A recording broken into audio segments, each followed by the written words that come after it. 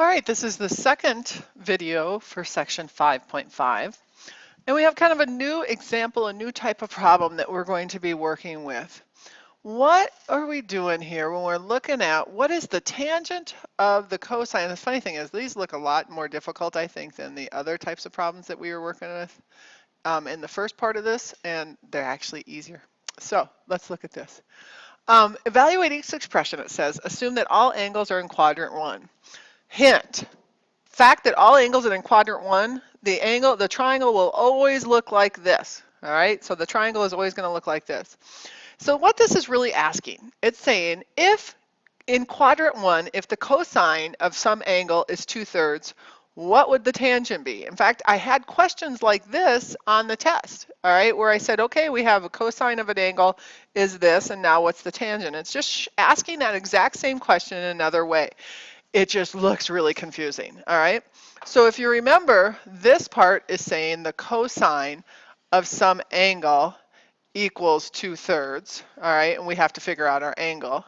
And this is just saying this part is just saying find the tangent of that angle, all right, of what we're looking for here then, once you figure out that you kind of figure out your angle.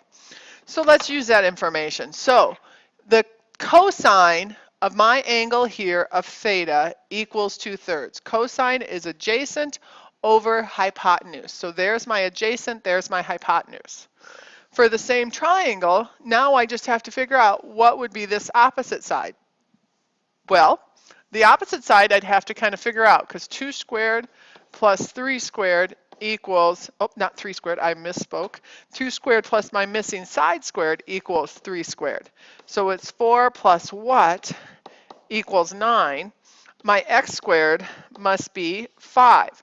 Therefore, what's missing here is square root of 5. All right, now that we know that, we have to figure out, the next step was, okay, find the tangent of that. Well, the tangent of this angle right here is opposite over adjacent. Okay, the tangent of the angle that I have shown is opposite over adjacent. There we go, that's our answer. All right, so it's kind of like as long as you figure out, oh, that's what they're asking me, it's not so bad. Let's go to the next topic. Next example, excuse me. The cosine of the arcsine of 5/13. Again, it's like, oh, it looks so difficult. All right, the sine of some angle is 5/13. Find the cosine of that same angle. Oh, that's not so bad now. So the sine is 5/13. That means 5 is our opposite, 13 is our hypotenuse. So 5 is our opposite, 13 is our hypotenuse. Pythagorean theorem, missing side plus 5 squared equals 13 squared. Missing side plus 25 equals 169. Missing side squared equals 144. Missing side must be 12. Okay, now that we know that's 12, how do I do the cosine? Oh, the cosine of that angle is just the adjacent side over the hypotenuse. My answer in all of this is 12 over 13. Okay? Again, they look a little bit more difficult than I think they end up being. Let's look at another example. Like this is the worksheet that we are working on here. And actually, it starts with the stuff that we hopefully already have done here. I might come back and do a couple of those just to review. But let's look at the second section here, where here it's saying, okay, now we're in quadrant 1 and evaluate, okay? So the one thing to remember, and I'm going to be absolutely expecting for each one of these that you draw a picture. And that's why I kind of really said, kind of created extra space here, and I want to draw a picture. The picture will always look like that. So in our picture, the tangent of this angle equals this. That's what this is saying. The tangent of the angle that I'm looking at is square root of 3 over 3. Tangent is opposite over adjacent. Ooh, ah, if you remember, we've looked at that. So opposite is square root of 3 over square root of 3. Adjacent is 3. So no longer are we thinking only unit circle here. And that's the hard thing about these two things. Like we're looking at unit circle and now we're looking at not having it to unit circle. So that does create a little bit of a problem. I know the ones on the front side of this worksheet is much more difficult than these. All right. So square root of 3 over 3. How do we figure out the hypotenuse? Well, we use Pythagorean theorem. 3 squared plus square root of 3 squared equals our missing hypotenuse squared. Well, square root of 3 squared is 3. 3 squared is 9, and that still equals c squared. So it's 12 equals c squared. This is square root of 12. Now I'm being asked to find the tangent of that. Well, the tangent is opposite over adjacent. It's the exact same thing we started with. And sometimes that happens.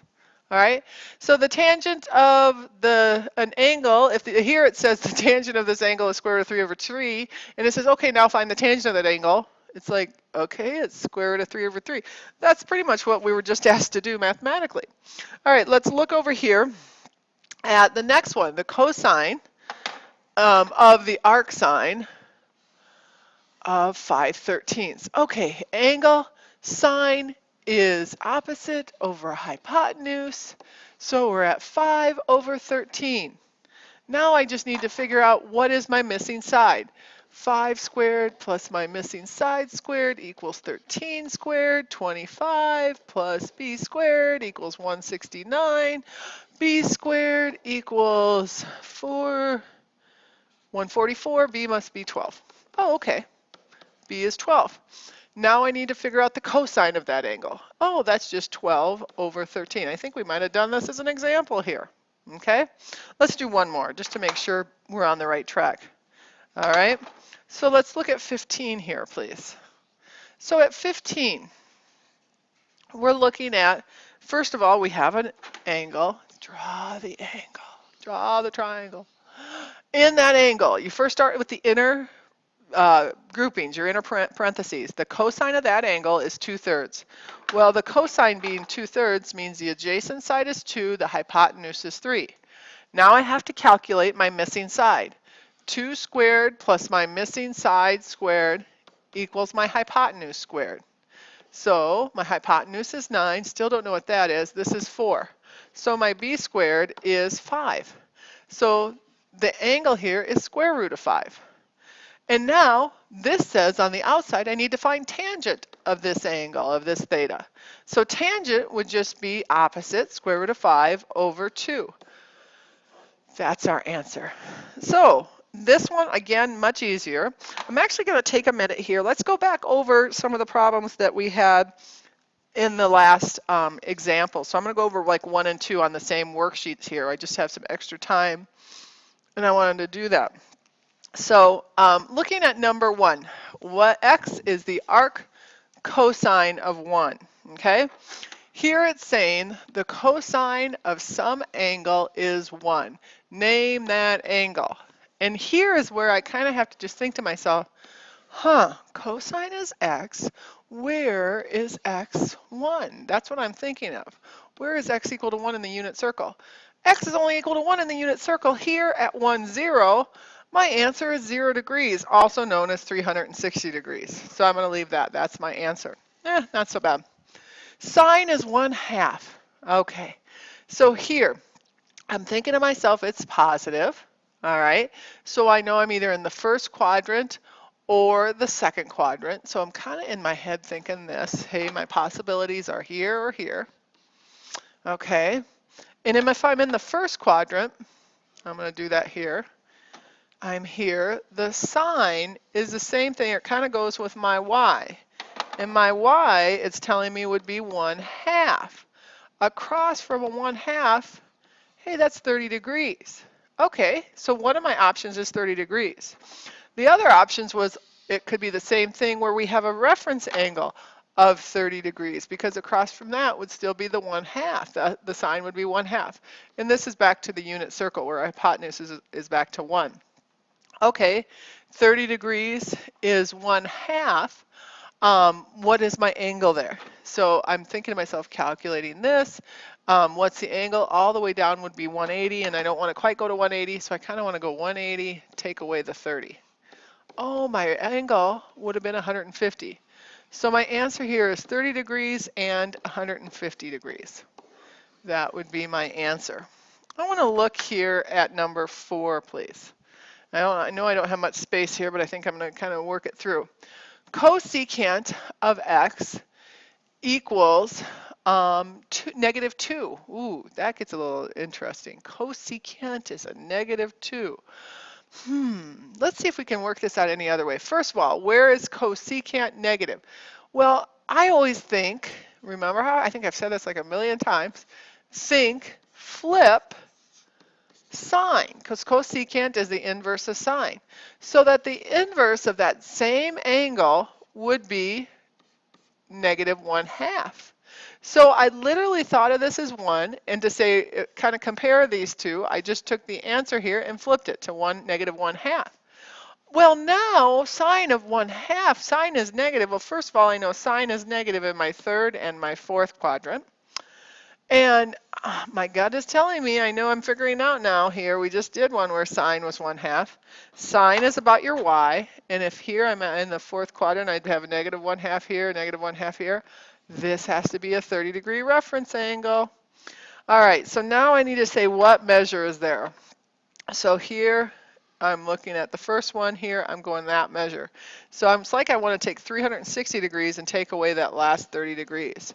So one measure is 330 degrees. That's this one here in the fourth quadrant. Here, to get my second quadrant, I'm going to use green. I want just from here to here. It's like this right here is 180 and I added 30 more to it. So I'm going to take 180 and I added 30 more to it. So I got 210. So my answer in the end for this problem was 330 degrees and 210 degrees. That is my answer. Okay? So, gave you something to think about there. And we're going to continue working on this. If you're still having trouble, please let Mrs. Kennedy know.